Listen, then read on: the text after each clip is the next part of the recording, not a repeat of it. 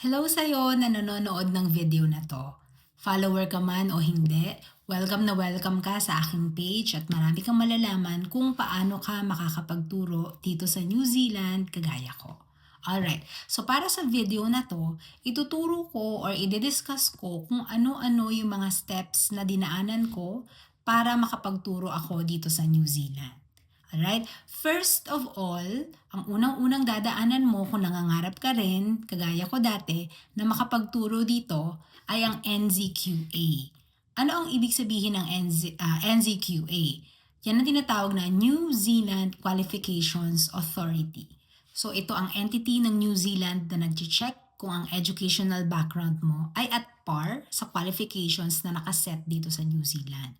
So ano-ano ang mga requirements na kailangan mong isubmit para makalusot ang papeles mo dito sa NZQA? Number one is your passport. So yung passport mo kailangan colored and scanned copy. Actually, lahat ng isasubmit mo na documents para dito sa NZQA ay kailangan ganon. Colored and scanned copy. Okay? So apart from passport, ano-ano ang kailangan pa? Syempre, kailangan nila kung ano yung patunay mo na meron kang college degree na relevant doon sa gusto mong applyan, which is teaching position. So, yan yung tinatawag na college diploma. Ang tawag kasi niyan sa New Zealand ay award. Okay? So, kapag nakita mo yung word na award, huwag kang malito. Ang ibig sabihin lang niyan, diploma. So, college diploma. Okay, so apart from the passport and the college diploma, or yung award, ano-ano pa yung mga kailangan mong isubmit? Syempre, importante, ano-ano yung mga grades mo. Okay, nung nag-aaral ka pa. So, yan yung tinatawag natin na we all know this, transcript of records or TOR. Okay?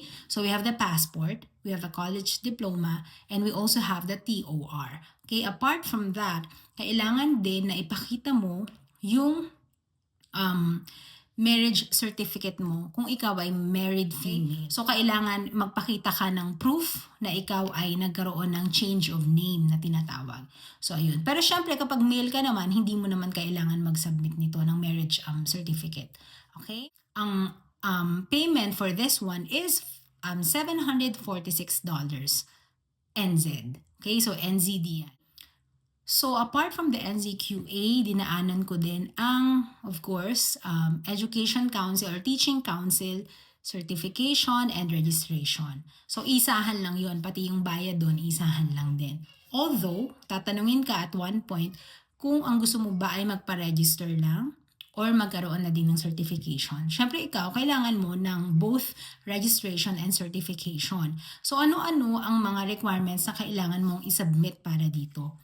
The first one would be 2 IDs. Okay? So, ang suggestion ko dito, syempre yung passport mo, which is a primary ID, and driver's license kung nagda-drive ka na. Okay? So, importante na ito, ang mga to ay certified copies. So, paano ko ginawa yung yung requirement na yan na certified copies?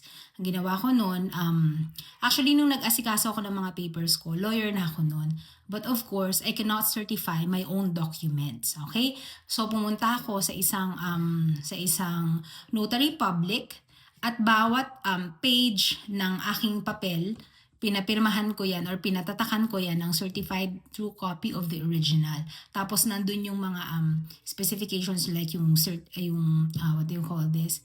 Yung pirma, yung pangalan, at yung pati yung address nung notary public na pinagpanotaryuhan ko. Alright? So apart from that, kailangan mo rin ng proof of identity form.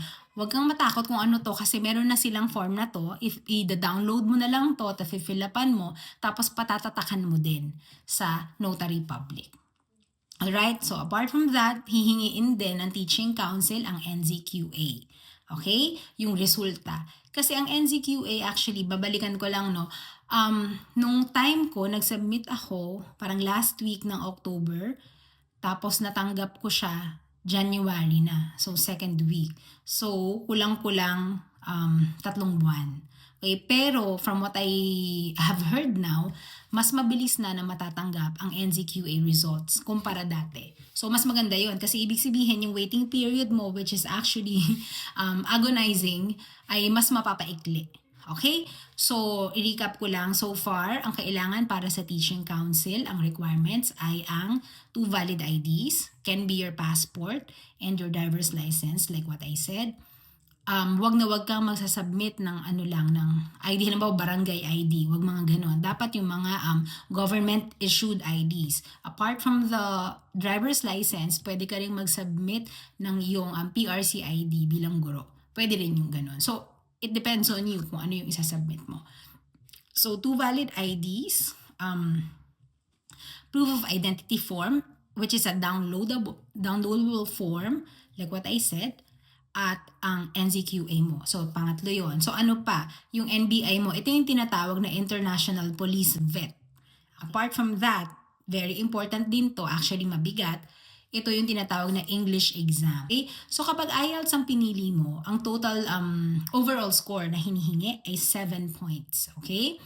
At kapag PTE naman, ang total na hinihingi is 65. Okay? Actually, hindi lang PTE, hindi lang IELTS ang pwede mong kuhanin. Marami pa, no? You can check, of course, you are expected to check the website of the Teaching Council.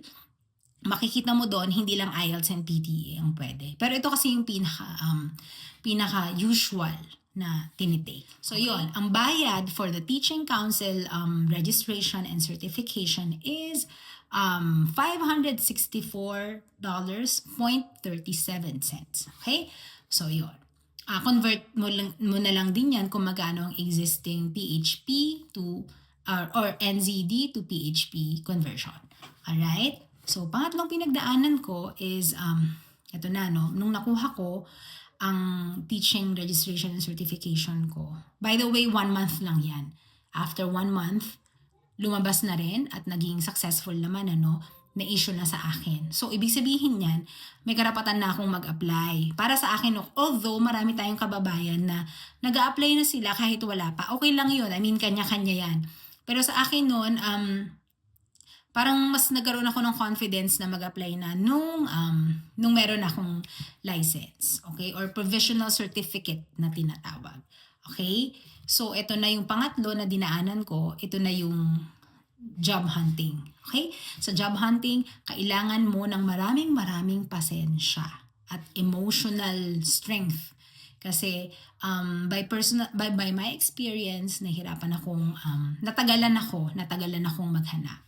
Ayun. So, kaya sinasabi ko sa inyo, kailangan pag naghahanap na kayo, nandito na kayo sa third step, which is the job hunting itself.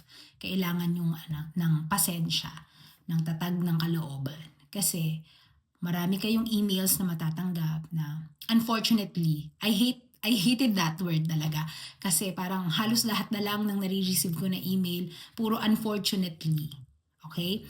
But then again, wala naman tayong magagawa dyan kasi it's parang the ball is on them. So, sila ang mamimili kung sino ang gusto nilang piliin. Ayun. Okay, so, it's a matter which is beyond our control. So, sa atin, ang kontrolado lang na natin ay kung paano tayo magre-react. Okay?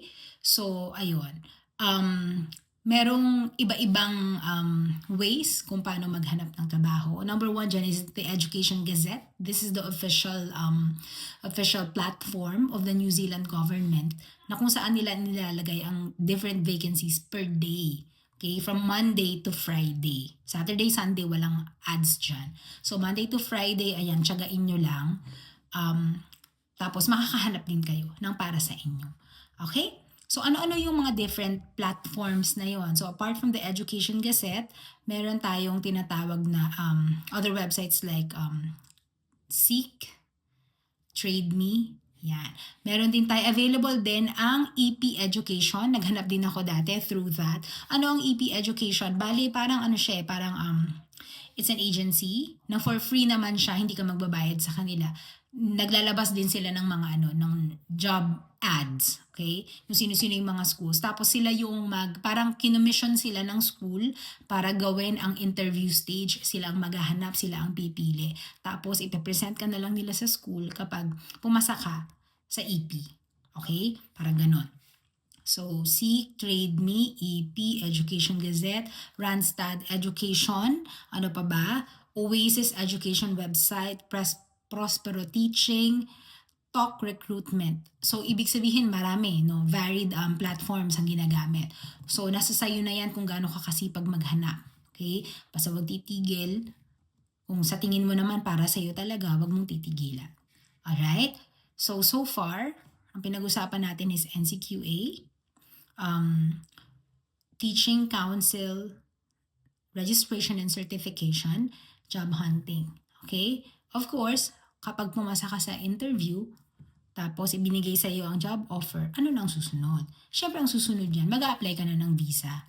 Okay? If you are a secondary teacher or a primary teacher, ang swerte mo kasi pwede ka na sa straight to residence visa. Or else, ang gusto mong i-apply ay AEWV. So, yan, AEWV. Magkaiba yan ng presyo kung magkano ang babayaran mo. Kapag AEWV, ang bayad mo ay 1,540.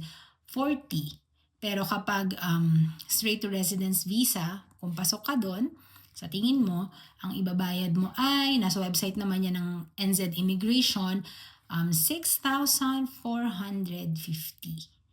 NZD. Okay? So, yan yung mga steps na pinagdaanan ko nung nag-a-apply ako hanggang sa nakapunta na kami dito, hanggang sa nakahanap na ako ng trabaho. So, para sa mga patuloy pa rin ang paghahanap, para sa mga patuloy pa rin na nangangarap, wag lang bibitaw kasi kung para sa'yo talaga, one day, ibibigay din yan. Alright? So please tune in for more information and for more discussion because I will be uploading more videos about my experience in looking for or in dreaming and then becoming a New Zealand teacher here. Alright? Thank you so much. I hope you finished the video. At kung hindi pa kita follower, please do follow the page and like the page as well. Okay, thank you so much. Bye!